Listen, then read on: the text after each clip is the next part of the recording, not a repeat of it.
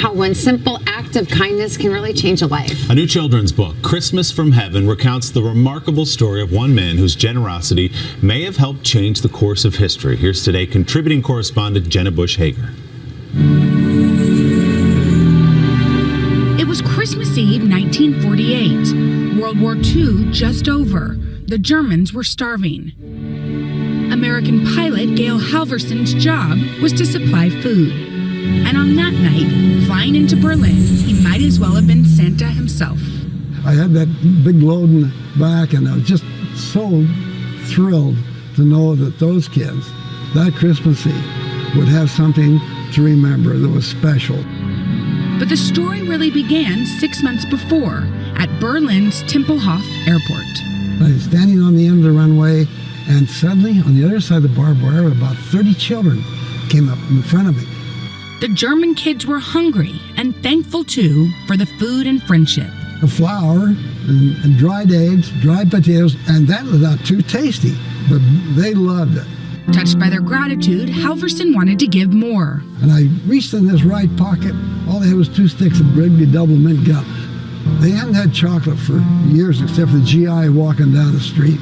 He made a deal with the kids. Whenever he would fly into Berlin, he'd drop candy for them out of his plane. The insightful young minds had just one question. How do you know what airplane you got this stuff in? We got to know the airplane. So I said, well, I'll wiggle the wings. And what'd they call you? I'll go Wiggly Wings.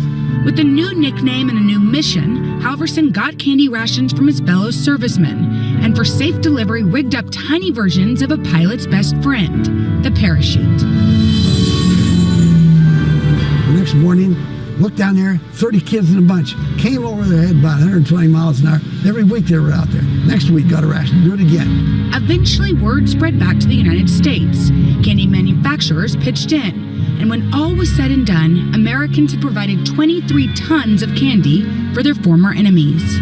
On Christmas Eve, 1948, somewhere between... His story has inspired many, including our own Tom Brokaw, who narrated the book with the Mormon Tabernacle Choir. These children were in such a destitute state. Along comes Gail Halvorson and the other pilots, and they show another side of the American face. And what they did was not just distribute candy, but they turned history around. The wounds of war began to heal. Today, Halvorson is a spry 93 years old and still suits up for air shows, spreading his message of giving. And on this Christmas Eve, he says the memories of that night, 65 years ago, have stayed with him always. Gravity's good. Do you think about the faces of those kids? I never forget it.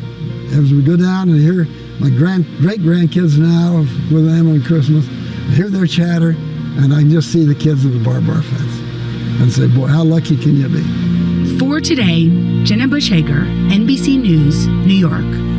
What a great story. And you know, our good buddy Tom Brokaw wanted us to point out, and I think he's right, that at this moment, to remember what Colonel Halvorson had been through in his lifetime, the Depression, a world war, the Cold War, and yet his proudest moment was as the candy bomber, bringing joy to little kids through all that. That's what brought him the most joy. I love how